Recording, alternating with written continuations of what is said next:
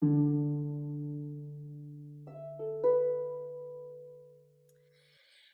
my name is Órla Mc Govern and I am a theatre maker, improviser, storyteller, and I live in Galway in the west of Ireland.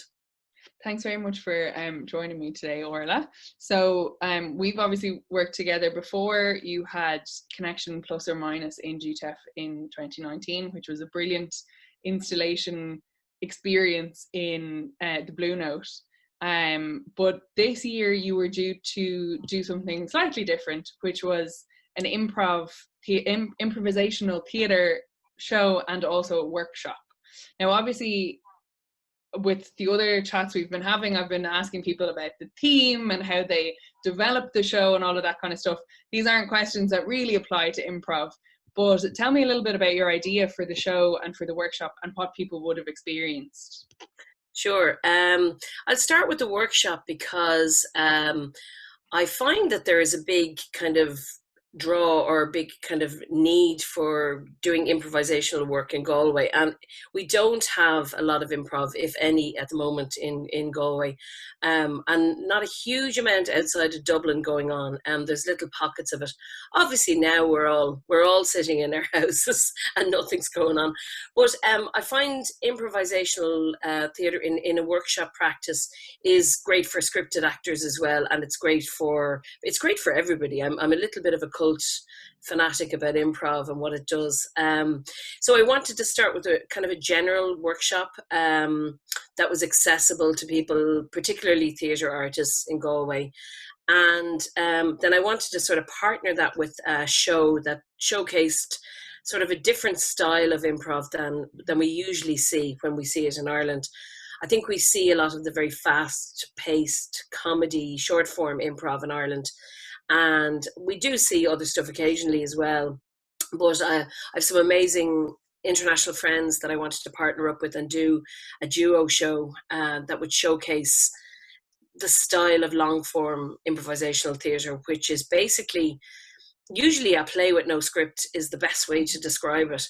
And it's very exciting to me to work on pieces like that. It's very immediate, and audiences generally, when they see a good piece of long form, come away going, wow, I didn't know that you could do that. So I think that's a really exciting reaction for an audience to have. Yeah, so a long form then, as opposed to, it's basically you start with an idea of some form and then you build the show from scratch, but it's a full piece as opposed to short sketches.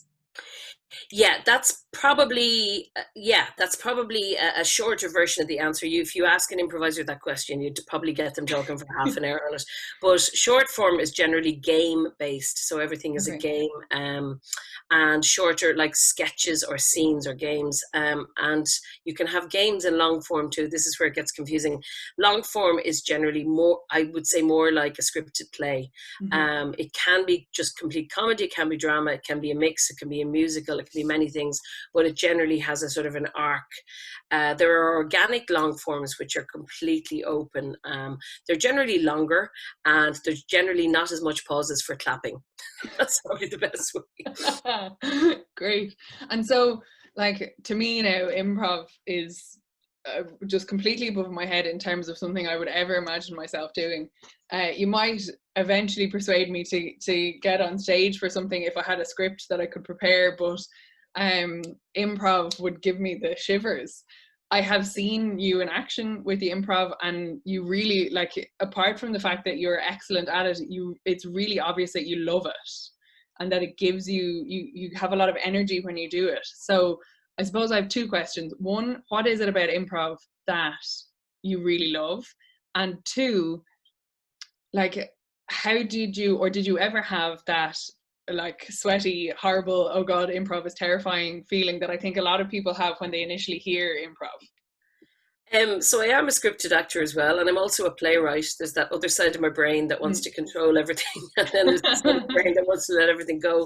So probably that's one of the reasons I'm drawn to improv. I find it very, very freeing as an art form, very accessible.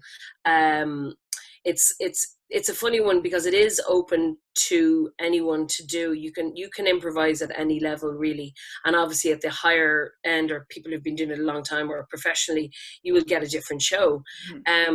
But there's something very immediate that is very audience involving, I think, because if you do a good improv show, the audience are buying in with you. They're breathing it. They know every moment is moment to moment. And I mean, I think scripted theatre should be like that a lot of the time as well. But in improv, there's this sort of little element of danger, I think, about it. That's very attractive to an audience, and it is very tangible. Like, you can feel it in a good improv show. You really see a lot of audiences leaning forward to watch, you know. So I think, yeah, that's probably what draws me to it. The main thing it draws me to, and it does definitely inform my other practices, like my scripted work. My work as a writer is really informed by it, and my storytelling. Do I get nervous? Yeah, of course I get nervous. I think I'm more nervous with scripted work because not only am I screwing up myself if I mess up, but I'm screwing up the words of a playwright. Yeah. So in improv, there's a little bit of this sort of tenet that you can do no wrong and mistakes are gifts. Of course you can mess up and do a bad scene. Of course you can, like with a play. But generally the thing about improvisation is sort of a wrong turn can lead you down an unexpected road. And if you're working with somebody you really trust, you can just kind of spin gold out of a big mistake, which is lovely, you know. But I do get nervous, totally. Yeah. Okay. Well, that's slightly reassuring that it's, you know, that there's not just a type of person who's excellent at improv and all the rest of us get kind of sweaty at the thought of it. No, everybody can do it. I'm going to get you in there one day. Don't worry. Oh, well, I don't know. I wouldn't hold your breath on that one. But you mentioned your international friends, of which you have many improv buddies around the world. And every time I talk to you, I think you're either just back from somewhere or you're just going to somewhere to do improv. How, like, what's the international community like? So it's a very connected community, as I mean all theatre communities are this, but I think improv is particularly connected because of the way we work. Like, you can sort of rock up to a festival and you could be in a show with people you've just met 10 minutes before. So that leads to a lot more connection. I'm a member of Ohana, which is a European improv collective of professional theatre artists who are improvisers. And were it not lockdown, I would be in Poland at this very moment, hanging out with them and having tea. So if they're watching this, I'll give them a wave. So we get together a few times a year and basically have a retreat for improvisers. And we're all kind of leaders or kind of practitioners in our country of improv, and we talk about not just the art form but also the community state and, you know, political state. And it's a really, really interesting group of people. Great to have connections. There was another project as well that I was part of a couple of years ago. It was an EU funded project called Our Lives, and they asked one actor from each country in Europe and the UK at the time to come together, and we made basically four groups, and we went to different cities in Europe. I went to Prague, and we made four new pieces. So we developed a new form, I suppose would be the best way to explain that. And we performed them in the cities, and then we all went together to Berlin and we did our shows. We did it 3 times. And then we all got together on stage, all 28 of us, and did the show together. That was fairly crazy, but wonderful. Like, these are just, when you're on stage with somebody really talented and good like this, your work just takes off. It's great. And how does it work with, like, language barriers, and also are there stylistic differences between, say, improv in Poland and improv in Ireland? Yeah, there are. I think many of us in Europe would have kind of a similar enough aesthetic. America is quite different, and North America is quite different in general. But in saying that, there's little groupings. Like, I used to live in Seattle, and Seattle improv is very different again to improv you'd see in New York. But I think a good improviser can adapt to another style. So you kind of have to feel, I suppose it's like closest to music, you have to kind of feel what the other person is doing and kind of work around that. Now, you can, if you're on stage with somebody who's a little bit more ego-driven or selfish, their style can dominate. But generally, you'll find a way to accommodate everybody. It's challenging when you have 28 people on stage. I can imagine. So, I mean, with that format, we kind of broke it into, it was almost like directed. There was 3 artistic directors who were kind of working with the audience as well. And it was quite political, some of it. There's a piece called, one of the 4 pieces called Community. And the audience asked a question and an improviser had to answer authentically into a microphone. And then there was a scene or a piece would evolve based on that question. So some lovely work came from that as well. But it's not all laughter, definitely. It's some very serious scenes as well. Yeah. It sounds like it takes a huge amount of vulnerability to be, well, I think it takes a huge amount of vulnerability to be a performer in general, because you very much are opening yourself up to your fellow actors, to your audience members, and to the work, and to letting part of your life and your experience match up with that, the script or the piece or whatever it happens to be. But improv adds the extra layer of, you haven't done any preparation, and so you're really, the idea of answering a question authentically from an audience, no doubt you'd have excellent and really like intelligent questions, but you probably also have people being deliberately difficult and heckling, or kind of making life challenging for the artist, because they have the control. All of a sudden the audience members in that position are in charge to an extent. So I find that vulnerability, that heightened vulnerability is fascinating. Yeah, there's definitely, I mean, it was Berlin, so there was that. We had a Berlin audience. They were lovely and theatrical and very well behaved, but it was curated to a certain extent. I think there were questions put, and then I think maybe the artistic director possibly read out a couple from a list. Okay. So you will get that with improv a lot. You'll get, I mean, there is the unknown, especially with comedy improv, you'll get, proctologist shouted up at the stage all the time, or, for occupation, you will get things that are unsavory. And there are ways to do that, but I think this was definitely seen through a theatrical lens by the audience rather than a comedic lens. Okay. So they were responding to it accordingly, which was lovely to see. And, there is kind of absolutely, to be vulnerable, I think is really essential. I suppose that's why a lot of scenes maybe go to comedy, because when you're in that space, the easiest thing to do is to make an audience laugh.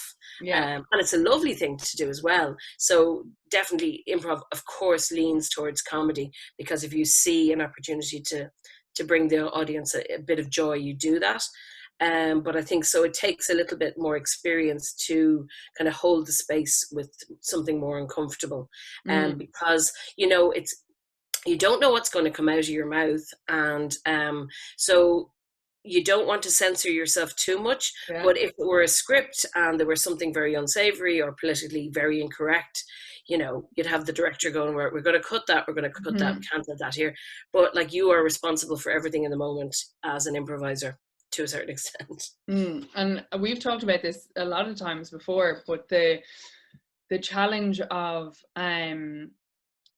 representation in improv, and the idea of, what story or person or experience is open for inhabiting through improv, and the kind of the dynamics of that, I would imagine, are very different depending on where you are and who you're with and all of that kind of thing.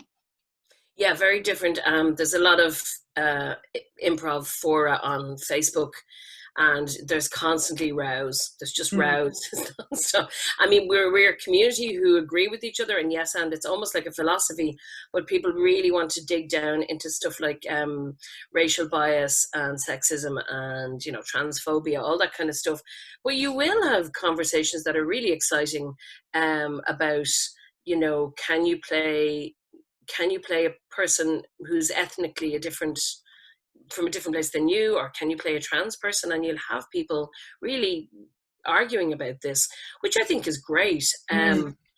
And it really varies country to country. It varies. It's all down to as well, you know, what's the intention behind it. If Mhm. you're trying to make a laugh at somebody's expense, I would find it horrifying to see it on Mhm. stage. But, you know, people make mistakes as well, or they say something or they do something on stage. So there's a lot of it around trust. And Mm.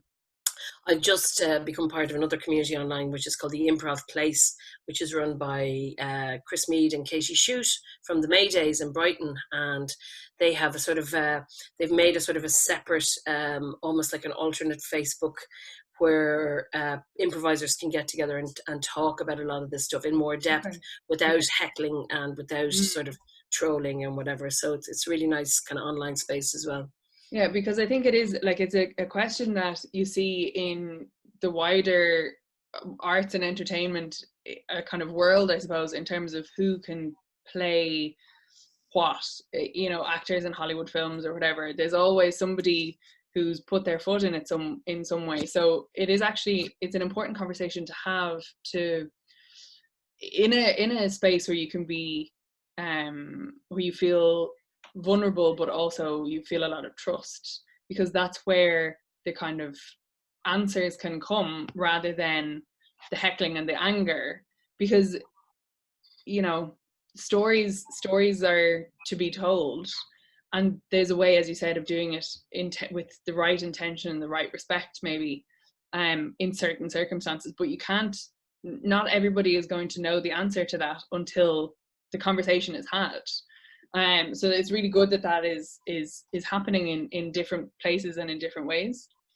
Yeah, it is. And I think, you know, especially with things like diversity, you really have to find ways and reach out to start from the ground up. Like Mm. if you're in the middle of Poland and there aren't any people of color, what do you do? Of course, there are people of color, but there may not be in the theatre community. So, I Yeah, mean, you might need to do a little bit more outreach yeah. to encourage people. You might need to do a scholarship or offer free workshops. And I think there's degrees of that, but very often you find people in the US who come from a place where there's a lot of just diversity in the population, Mm. sort of like shouting at Europeans who don't, just even geographically, don't have that many people of colour in a certain place. And I know that's changed in Ireland in the last 15 Mm. years. But I mean, you know, it is different everywhere, but there's still things you can do everywhere to encourage Mhm. that. It just, the degree of success might take longer in Yeah, say, in Poland or something, you know. yeah.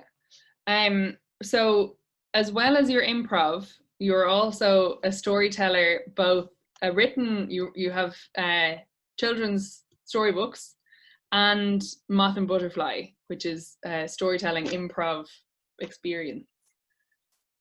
Yeah, I have written 2 books of folk tales for children, Dublin folk tales for children, because obviously I'm a dub like Yeah. yourself originally, although that's almost been forgotten. Um, and the second one is Wild Waves and Wishing Wells. It's all about water and stories about water. And I wasn't intending really to write children's books. It kind of happened. I've always loved storytelling, and I've told stories. I have an alter ego friend called Mrs. Nellie Murphy, and I've told stories in character, which is a little bit controversial in the storytelling community. But like, I'm not one to shy away too much from controversy. I fell in love with storytelling because I found a lot of similarities to improvisation, and the two are very connected. I mean, you're definitely interacting an awful lot more with an audience than in a lot of scripted theatre with the fourth Mhm. wall, etc. I see a lot of theatre makers actually bringing storytelling to their work now, which is lovely, and bringing improvisation. But I'm holding on to the forms, as I want to give them light as well. I love where they all meet, all the, Mhm. you know, storytelling theatre or improvisational theatre that has some script. I loved where they all meet, but I want to just make sure to highlight those art forms in their own as well. Mhm. Moth and Butterfly is a night and an experience where we bring together traditional storytelling, first person stories, like personal stories, and also improvisational stories, and we mush them all together, and we say, let's see if what this tastes like. Yeah. And it tastes lovely. So we get Fantastic. to Yeah, it. yeah. So unfortunately, we haven't been able to run our night, obviously in lockdown, but we have continued on. Some of our regulars said to take it online, and I'm a little bit resistant to doing a lot of stuff online, because storytelling is so immediate, and the smell of the room, and something drops and you incorporate it into a story or whatever. But the wonderful thing about doing stuff on Zoom is, I've been invited to a storytelling cafe in Canada to tell stories, and you're connecting with people. There's a lovely thing called the World Storytelling Cafe where people from all over the world are telling. So we've done Moth Butterfly online, and it's actually been lovely to do, just once a month though. Yeah, and I have been to some in-person Moth and Butterflies, and I haven't managed to actually watch live, but I have watched back some of the Moth and Butterflies online, and it actually I remember the first one I went to, because we the live ones are in, or have been in, Katie's Caddy Cottage. You're walking into this, you're already in this kind of mind frame of something traditional. There's a lot of like harking back with Katie's Caddy Cottage, even just getting your cup of tea in an actual mug and sitting down at the table with a bunch of people that you don't know, which is part of the joy of it. But there's a huge sense of trust there as well, and vulnerability and respect, because it is, there are professional storytellers, but there are also storytellers from the audience. And people, like that first night, I laughed, but I also cried, because people got up and they told these incredibly personal, absolutely heart-wrenching stories. And you really come away feeling kind of reconnected to people, I found, because we are storytellers by our very nature, so there's something really powerful in it. Yeah, like I had somebody, we also held the night upstairs in Ardbea, which is a lovely space as well, for a while. And I had this woman come up to me after somebody told a story, and she just said, she said something really, it was disturbing and wonderful at the same time. She said, I never go to theatre. I can't find it accessible at all, but this theatre was wonderful. And I was going, okay, that's, why, come to theatre. So, isn't, apart from ritual, isn't theatre trying to make sense of the world, and filtering it for people and making a connection? I think storytelling for me, it's like no other audience I've seen. I go to the Cape Clear Storytelling Festival, and you walk up this massive hill in the middle of an island and off Cork, and then you go to this really freezing schoolhouse, and you can't anymore, but you used to cram like 300 people into a 100-seater place, and you sit there with a paper cup of wine or a cup of tea. And then I've never seen audiences so engaged or so involved. You do get it with improv too. Storytelling has a different quality. So I was fascinated with this quality of stepping in and out of a character. I suppose that's what I find as well. As an MC or a teller, you are being yourself, but you're maybe being a heightened version of yourself. So it's like being, I suppose it's like adjusting the acting dial on yourself.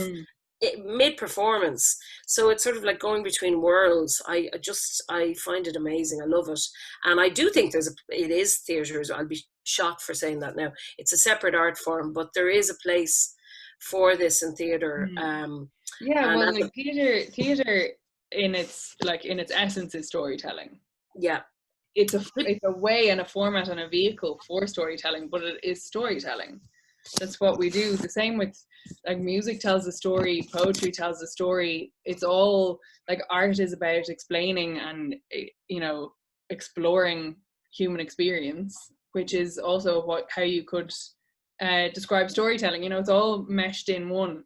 But it's a Moth and Butterfly is a lovely experience. So I'm really glad that you've been able to continue them online, and hopefully we'll get back to cramming people into shared tables and cups of tea and all that kind of thing in the not too distant future. Yeah, we really miss it. We miss our regulars. We have a couple of people who weren't from Ireland and sort of gone back to where they came from. Like there's one regular attendee who lives in California, so Mm. she's just been tuning in every time and messaging Yeah. us and saying hello. But it's a bit, it's gone kind of back to the '70s radio. Like I'm saying hello to Oh some yeah, yeah, California. So, but I mean, that does feel like connecting, you know. yeah. So it is lovely to do as well.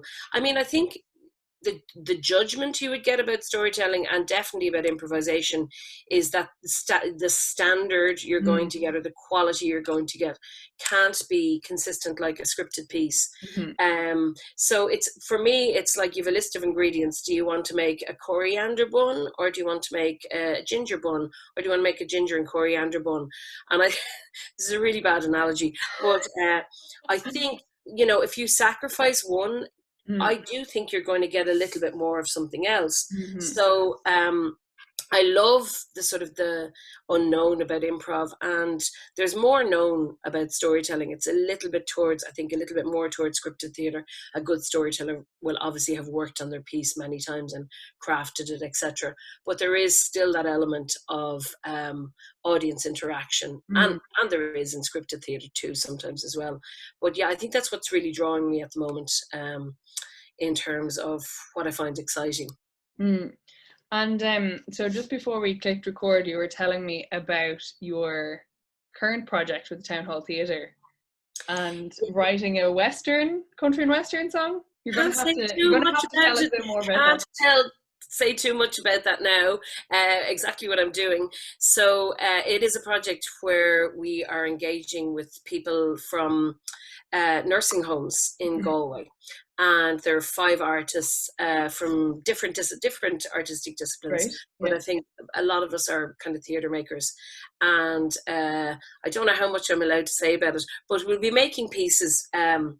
Sort of in response to our conversations with our resident, our person that we meet. Yeah.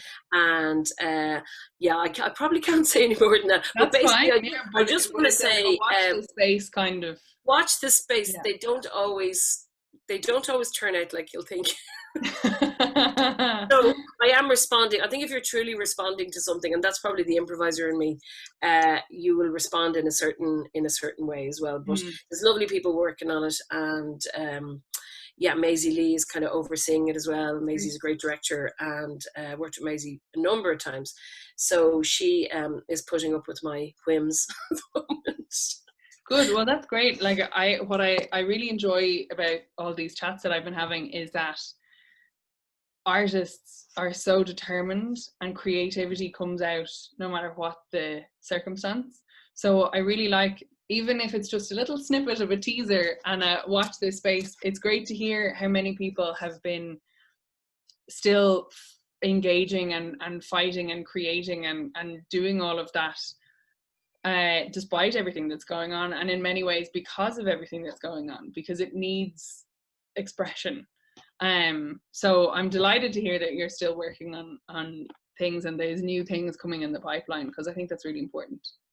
Yeah, I mean, obviously, stuff has been very hard with Yeah. clarity about work and all that stuff as well. And so we've kind of, we've been thinking about stuff. Yeah. Not if we're not actually able to make them or actually able to go to places. But yeah, even just those tiny little things. I know online isn't for everyone, but for Mm. me, even though I was resistant to doing it, I'm just, even to have that kind of connection online Yeah. was really important. And just, I'm a member of Theatre 57, and we have kind of regular Zooms as well, and that's a really great community as well. We're open for membership now at the moment too, but just to connect with people in your own community, making different things or working on different things is fantastic. Yeah, it's really important. I think we'll leave it there, Orla. It's been lovely to chat to you. Brilliant. And I love talking about improv because it is something that is not really within my wheelhouse, but every time we talk about it I feel a little bit less terrified of it, so slowly getting there. Brilliant. That's what I want to hear. Anyway, it's been lovely chatting to you, and hopefully we'll chat again soon and maybe see something in person from yourself or from Moth and Butterfly in the not too distant future. Fingers crossed. Thanks a million. Thank you.